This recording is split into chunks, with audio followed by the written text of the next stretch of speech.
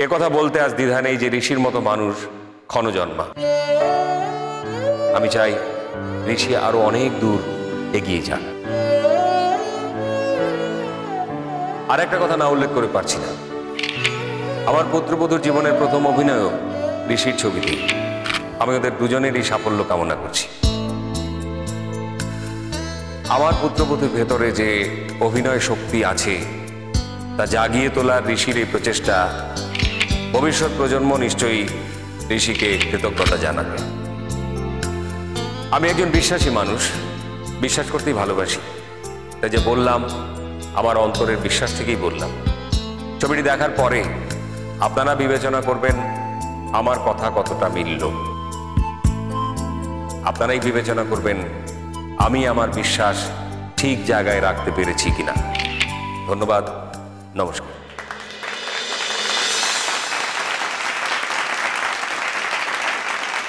শ্রী দীপ্যমান চ্যাটার্জিকে আমি আঙ্কেল বলে ডাকি। পারিবারিক সূত্রে শৈশব থেকে ওনার সঙ্গে আমার পরিচয়। এমন একজন পিতৃতুল্য মানুষ যখন তার স্নেহ আশীর্বাদ আমাকে দিলেন, আমি সত্যি বলতে দ্বিধা নেই, আপ্লুত বোধ করছি। আমি জানি না আমি ওনার বিশ্বাসের মর্যাদা রাখতে পারবো কিনা, কিন্তু আঙ্কেল আজ আমি সবার সামনে মঞ্চে দাঁড়িয়ে আপনাকে কথা দিচ্ছি, আপনার বিশ্বাসের মর্যাদা রাখার চেষ্টা আমি আপ্রাণ করে যাব।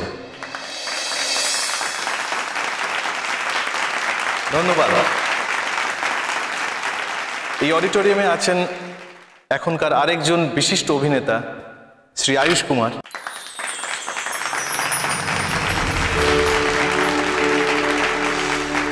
তাকে আমি মঞ্চে ডাকার আহ্বান জানাচ্ছি। তাকে আমি মঞ্চে চাই, এই সুযোগ আমি হারাতে চাই না। আয়ুষ, তুমি যদি প্লিজ মঞ্চে আসো।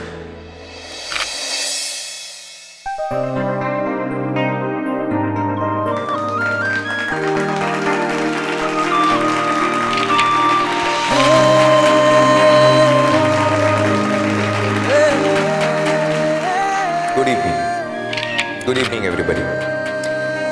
এখানে উপস্থিত সকলকেই আমার শুভেচ্ছা। আজকে এই মঞ্চে আপনাদের সামনে আমাকে কিছু বলার জন্য সুযোগ দেওয়া হয়েছে, এর জন্য আমি ঋষির কাছে কৃতজ্ঞ। Thank you Rishi, thank you so much. Rishi আমাদের জেনারেশনের একজন ছেলে, তাই ও ছবি করেছে বলে আমি একটু বেশি খুশি।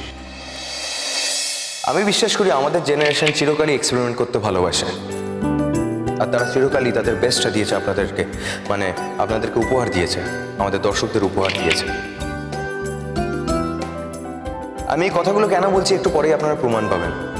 আর আমি আরও একটা কারণে ঋষির কাছে কৃতজ্ঞ, কারণ ও আমার স্ত্রীকে, সোহাগ চ্যাটার্জিকে এ ছবিতে পাঠ দিয়েছে, এ ছবিতে পাঠ করিয়েছে। Thank you Rishi, thank you so much. হয়তো এইভাবেই আমরা আগামী দিনের একজন প্রতিভাময়ী অভিনেত্রীকে আমাদের মাঝখানে পেতে চলেছি। Anyways, all the best Rishi, thank you so much, best of luck for your movie. আমরা অধীর আগ্রহে অপেক্ষা করছি তোমার ছবিটা দেখার জন্য। Thank you so much. Thank you.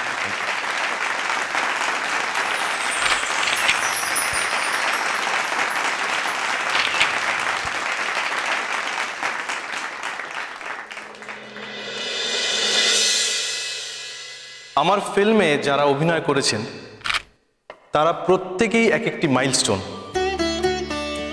তারা বহু দিন ধরে ফিল্ম করে আসছেন। শুধুমাত্র একটি নতুন মুখ রয়েছে আমার ছবিতে। জানেন, আমি যখনই ছবি নিয়ে ভাবতাম তখনই আমার হিরোইন হিসেবে এমনই একটি মুখের কথা আমি ভাবতাম, যে মুখে সমস্ত এক্সপ্রেশনগুলো আয়নার মতো ফুটে ওঠে। খুব অদ্ভুতভাবে, অদ্ভুত পরিস্থিতিতে আমি এমনই একটি মুখের সন্ধান পাই। এই মুখের নাম শ্রীমতী সোহাগ চট্টোপাধ্যায়, যিনি এই সিনেমায়, আমার সিনেমায় যিনি সোহা নামে পরিচিত হয়েছেন। আমার খুব ভালো লাগবে আজকের এই দিনে উনি যদি মঞ্চে এসে দু চার কথা বলেন। অবশ্য আমার ভালো লাগার জন্য নয়, ওনার যদি ইচ্ছে হয় তবেই উনি এগিয়ে এসে দু একটি কথা বলবেন, কারণ এই মঞ্চ সবার।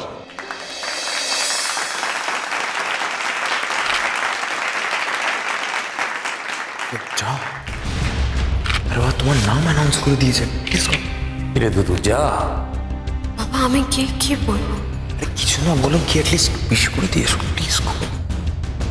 আমি বুঝতে পারছি শ্রীমতী সোহাগ চট্টোপাধ্যায়ের এইখানে এই মঞ্চে এগিয়ে এসে খুব একটা কিছু বলার নেই, তাই আমরা চলে যাই আমাদের মূল পর্বে। আসুন আমরা ফিল্মটা উপভোগ করি। ঋষি, তুতুল কিছু বলতে চায়।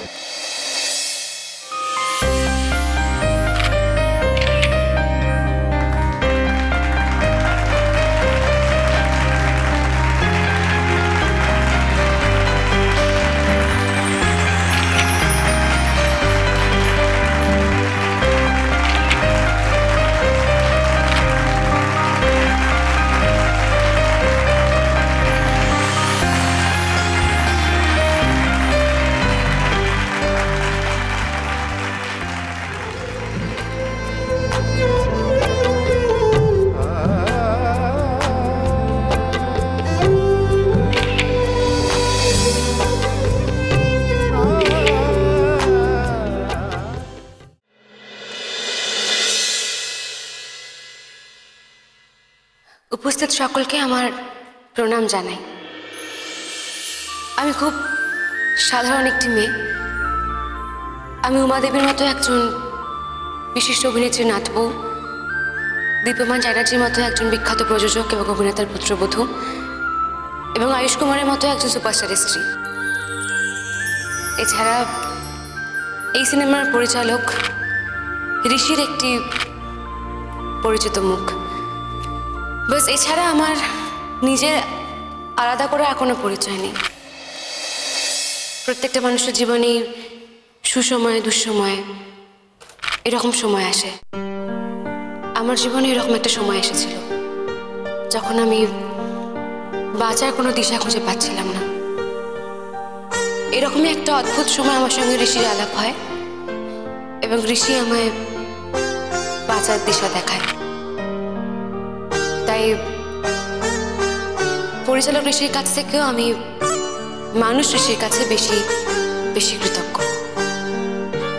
আর আমার অভিনয় জীবন নিয়ে আমার কিছু বলার নেই, কারণ এটাই আমার প্রথম অভিনয়, এটাই আমার শেষ।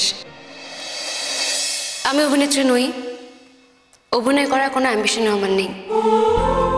তবু আমার জীবনের সেই সময় আমার এমন কোনো একটা কাজের দরকার ছিল যে কাজের মাধ্যমে আমি আরো বড় জগতের হাতছানি পেতে পারি। ঋষি আমাকে সেই সুযোগটা করে দিয়েছে। তাই আবারও আমি ঋষির কাছে কৃতজ্ঞতা জানিয়ে তার সর্বাঙ্গীন মঙ্গল কামনা করে আমার বক্তব্য শেষ করলাম। সকলে ভালো থাকবেন।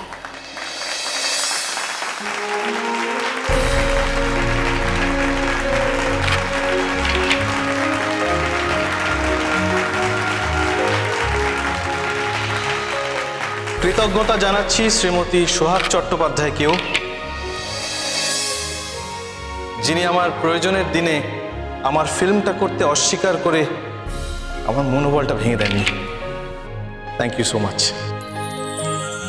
Thanks a lot. এবার তাহলে আমার ছবিটা দেখার পালা। Please enjoy my first film Moonlight Sonata. Thank you.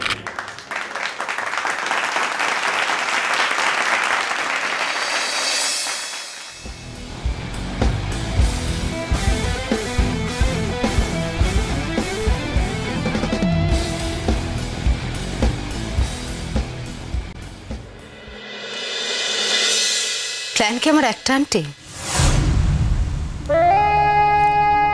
এইসব কাজে অনেকগুলো প্ল্যান নিয়ে নামতে হয়। একটা প্ল্যান সাকসেসফুল না হলে আবার একটা প্ল্যান করতে হয়। তাহলে তোমার পরের প্ল্যানটা কি? সেটা এখন থেকে কি করে বলবো বলো? আগে দেখি এই প্ল্যানটা কোথায় গিয়ে দাঁড়ায়, তারপর তো। মানে কোথায় গিয়ে দাঁড়ায় মানেটা কি? ওরা পরিষ্কার বলে দিয়েছে ওরা তোমাকে ছাড়বে না। ওরা তোমাকে ছাড়বে না। আজকে প্রেমিয়ার বলে তালে বলে কোনোভাবে দিনটা কেটে গেল। কাল এই ব্যাপারটা নিয়ে ওরা উঠে পড়ে লাগবে। আমি তো বেশ বুঝতে পারছি। বেশ, আজকে প্রেমিয়ার ছিল বলে গন্ডগোল আছে, কালকে তো অন্য একটা ব্যাপারও তৈরি হতে পারে। মানে বড্ড আগে থেকে মানে জানতে চাও জানো তো? তুমি তো আগে থেকে মানে জানতে চাইবে না, তুমি জানতে চাইলে আমি সেটা বলতে পারবো না। ট্রাই টু আন্ডারস্ট্যান্ড, জাস্ট ভরসা করো আমার উপর, ট্রাস্ট মি। ঠিক আছে ঠিক আছে ঠিক আছে, ওকে ওকে, করলাম ভরসা। আচ্ছা এবার আমার একটা কথা জবাব দাও তো, এই যে এরকম মেকআপ নিয়ে এত অ্যাক্টিং করে তোমাকে চলতে হচ্ছে, তোমার তো অভ্যেস নেই জীবনে এই সমস্ত করার, খুব কষ্ট হচ্ছে তাই না?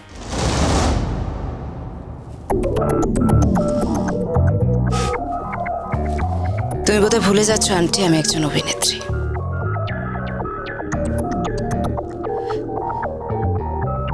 হ্যাঁ, কষ্ট তো হচ্ছে অবশ্যই,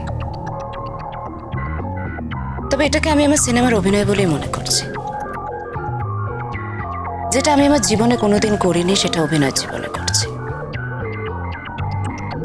কষ্ট হচ্ছে, অনেকটাই কষ্ট হচ্ছে। তবে কি জানো, আমি একটা কথা খুব বিশ্বাস করি। আমি বিশ্বাস করি কষ্ট না করলে কোনোদিন কেষ্ট মেলে না।